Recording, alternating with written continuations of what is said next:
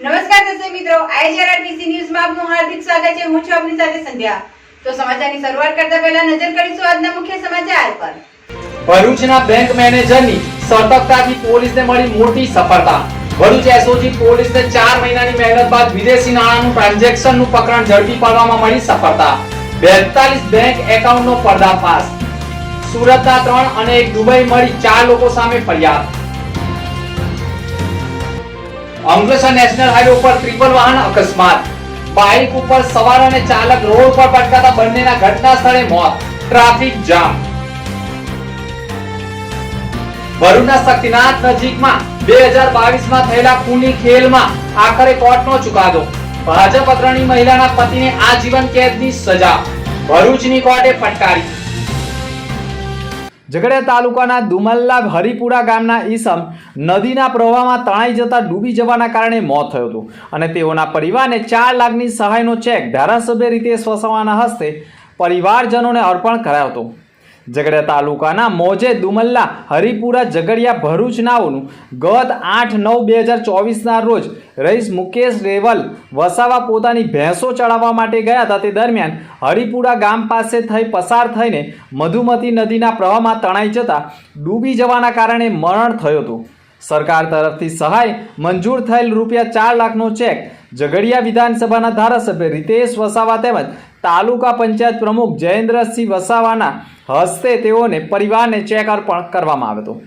અંકલેશ્વર નજીક national highway ઉપર રાજપીપળા ચોકડી પાસે ટેમ્પો, ટ્રક અને બાઇક વચ્ચે સર્જાયેલા માર્ગ અકસ્માતમાં બાઇક સવાર 2 વ્યક્તિઓના ઘટના સ્થળે કરુણ મોત નીપજ્યા હતા. અંકલેશ્વર નજીક હાઈવે ઉપર ફરી એકવાર અકસ્માતની ઘટના બની છે. અંકલેશ્વરની રાજપીપળા ચોકડી નજીક વર્ષા હોટલ પાસેના યુટર્ન પાસે 3 વાહનો વચ્ચે અકસ્માત સર્જાયો હતો.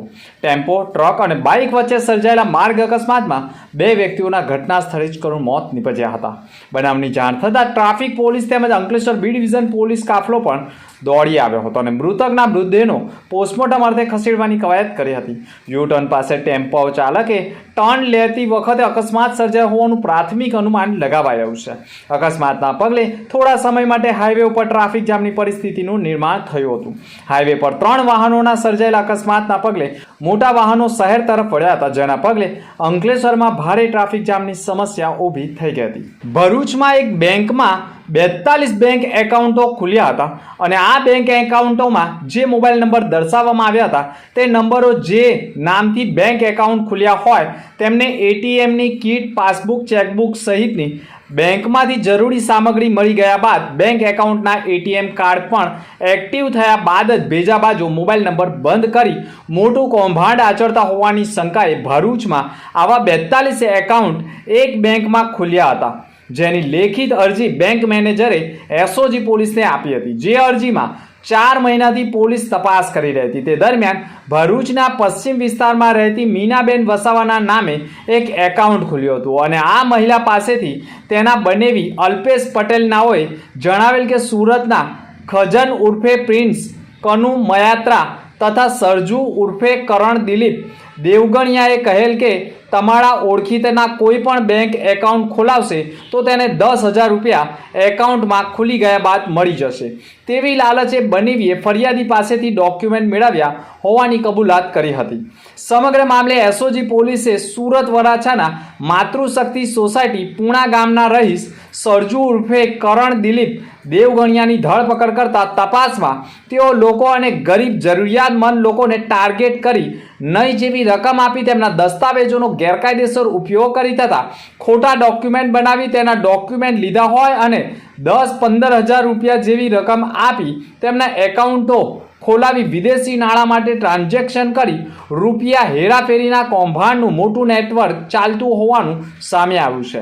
જેમાં સુરતના ખંજન ઉર્ફે પ્રિન્સ કનુ મયાત્રા તથા દશરથ ધાંધલિયા પણ આ પ્રકરણમાં સંડોવાયેલા હોય અને દુબઈ, બેંકોક ખાતેથી મોટી રકમ વિડ્રો કરી મોટી રકમનું કૌભાંડ આચરતા હોવાનો પર્દાફાશ થતા આ પ્રકરણમાં દુબઈના રહીશ વૈભવ પટેલ, રૂપિયાનું ટ્રાન્ઝેક્શન કરતા હોય, જેના પગલે સમગ્ર ચંડાળ ચોકડીનું કૌભાંડ એસઓજી પોલીસે ખુલ્લું પાડી ઝડપાયેલા એક આરોપીને નામદાર કોર્ટમાં રજૂ કરી કૌભાંડ કેટલા સમયથી ચાલતું હતું, કેટલા સમયથી ચલાવતા હતા, કેટલી રકમનું ટ્રાન્ઝેક્શન કેવી રીતે થયું, ક્યાં રૂપિયાનું રોકાણ થયું, નાણાં ક્યાં વપરાતા હતા જેવા તમામ ભેદ ઉકેલવા માટે રિમાન્ડ મેળવવાની તજવીજ આરંભી છે. દહેજ પોલીસ સ્ટેશન વિસ્તારમાં દહેજ ગામે વાડિયા ચોકડી પાસે આવેલા ઋષિ રૂપ સોસાયટી ખાતેથી દેશી બનાવટની પિસ્તોલ નંગ 1 જીવતા કારતૂસ 5 સાથે આરોપીને ઝડપી પાડવામાં આવ્યો છે.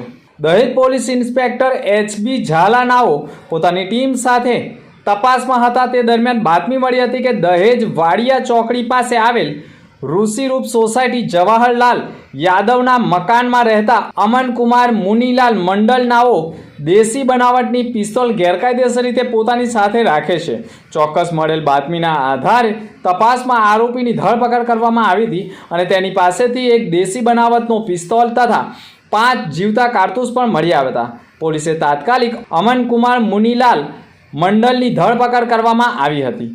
ત્યારે તે ક્યાંથી લાવ્યો, કેવી રીતે લાવ્યો, કેટલામાં ખરીદ્યો તેવી માહિતી મેળવવાની કવાયત કરી છે, પરંતુ તેની પાસેથી 25,000નો મુદ્દામાલ જપ્ત કરવામાં આવ્યો છે.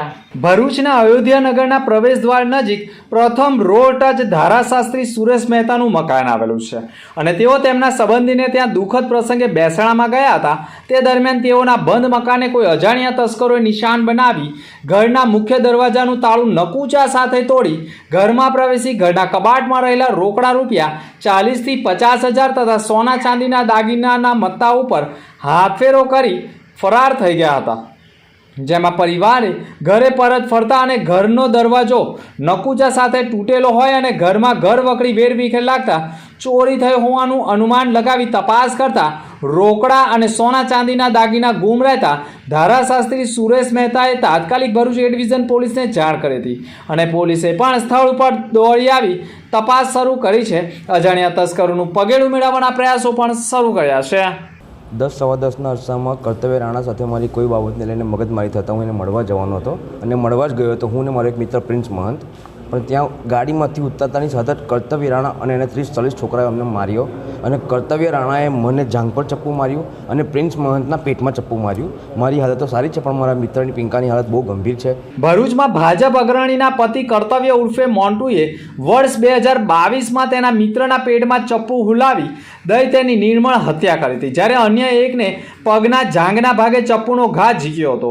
જે કેસ ભરૂચના પ્રિન્સિપલ ડિસ્ટ્રિક્ટ કોર્ટમાં ચાલતા આરોપી કર્તવ્ય ઉર્ફે મોન્ટુ પ્રવીણ રાણાએ વર્ષ 2022માં તેના મિત્ર મેહુલ સાથે તકરાર થઈ હતી, જેના પગલે તેમની વચ્ચે મળવાની વાત થતાં મેહુલ તેના મિત્ર પ્રિન્સ મહંત તેમજ ધ્રુવ ચૌહાણ સાથે શક્તિનાથ પહોંચ્યો હતો. અરસામાં કર્તવ્યએ આવી તેમની પાસે રહેલ ધારદાર ચપ્પુથી હુમલો કર્યો હતો, જેમાં તેને પ્રિન્સના પેટમાં ચપ્પુ મારી દેતા તેના આંતરડા બહાર આવી ગયા હતા અને તેને આંતરડામાં ઇન્ફેક્શન થઈ ગયું હતું, જ્યારે મેહુલને પણ ચપ્પુનો ઘા પગની જાંઘ ઉપર મારી દેવામાં આવ્યો હતો. સમગ્ર મામલે હત્યાના પ્રયાસ બાદ 13 દિવસની સારવારમાં પ્રિન્સે દમ તોડી દેતા તેની સામે હત્યાની કલમનો ઉમેરો કરાયો હતો. અરસામાં ભરૂચની પ્રિન્સિપલ ડિસ્ટ્રિક્ટ જજ RK દેસાઈ સાહેબની કોર્ટમાં કેસ ચાલી ગયો હતો. જજે સરકારી વકીલની દલીલો તેમજ પુરાવાને ગ્રાહ્ય રાખી કેસમાં પહેલા બંને પક્ષે સમાધાન થયું હતું. જોકે જજ RK દેસાઈએ પણ હત્યાના ગંભીર ગુનામાં મૃતકના મરણોન્મુખ નિવેદન એટલે કે ડાઇંગ ડિટેક્શન આધારે કર્તવ્ય રાણાને આજીવન કેદની સજા ફટકારી છે. અત્રે ઉલ્લેખનીય બાબત એ છે કે ઘટના બની તે પહેલા કર્તવ્ય સામે દારૂનો વેપલો સહિતના અનેક ગુનાઓ પણ નોંધાયેલા હોય, જેમાં તેણે જેલના સળિયા ગણ્યા બાદ પણ બહાર નીકળતા જાણે બિંદાસ થતો હોય તેવું માનવામાં આવતું હતું. પરંતુ હાલ કોર્ટના આ નિર્ણય સામે સન્નાટો મચી ગયો છે. કોંગ્રેસ પક્ષના નેતા અને વિપક્ષના નેતા રાહુલ ગાંધીને શારીરિક ઈજા પહોંચાડવા ખતમ કરી નાખવા માટે ભાજપના નેતાઓ અને તેના સાથી પક્ષો દ્વારા જાહેરમાં કથિત ધમકીઓ આપવામાં આવી હતી, તેમજ તેમની વિરુદ્ધ કથિત અભદ્ર ટિપ્પણી પણ કરવામાં આવે છે. તેની વિરુદ્ધમાં વડોદરા જિલ્લા કક્ષાએ કરજણ શહેર ખાતે વિરોધ પ્રદર્શન કરવાનો કાર્યક્રમ રખાયો હતો. કોંગ્રેસી અગ્રણી અને કાર્યકરોએ કરજણ સર્કિટ હાઉસ ખાતે એકત્ર થઈ રેલી સ્વરૂપે કરજણ પોલીસ મથકમાં આવેદનપત્ર પાઠવી રજૂઆત કરી હતી. આવેદનમાં આક્ષેપ કરાયા છે કે ભાજપના નેતાઓ ધમકીઓ અને ગંભીર પ્રકારની જાનથી મારી નાખવાની કથિત ધમકીઓ આપતા હોવાના આક્ષેપ સાથે ફરિયાદ આપી હતી. આવા તત્વો સામે તાત્કાલિક ફરિયાદ દાખલ કરવાની માંગ સાથે લેખિતમાં ફરિયાદ કરી છે. અંતમાં ફરી એક નજર આજના મુખ્ય સમાચાર પર. ભરૂચના બેંક મેનેજરની સતર્કતાથી પોલીસને મળી મોટી સફળતા. ભરૂચ એસઓજી પોલીસને 4 મહિનાની મહેનત બાદ વિદેશી નાણાંનું ટ્રાન્ઝેક્શનનું પ્રકરણ ઝડપી પાડવામાં મળી સફળતા. 42 બેંક એકાઉન્ટનો પર્દાફાશ. સુરતના 3 અને 1 દુબઈ મળી 4 લોકો સામે ફરિયાદ. અંકલેશ્વર નેશનલ હાઈવે ઉપર ટ્રિપલ વાહન અકસ્માત. બાઇક ઉપર સવાર અને ચાલક રોડ પર પટકાતા બંનેના ઘટના સ્થળે મોત. Traffic jam. ભરૂચના શક્તિનાથ નજીકમાં 2022માં થયેલા ખૂની ખેલમાં આખરે કોર્ટનો ચુકાદો. ભાજપ અગ્રણી મહિલાના પતિને આજીવન કેદની સજા. ભરૂચની કોર્ટે ફટકારી. તો હતા અત્યાર સુધીના સમાચાર. નવા સમાચાર સાથે ફરી મળીશું. નમસ્કાર.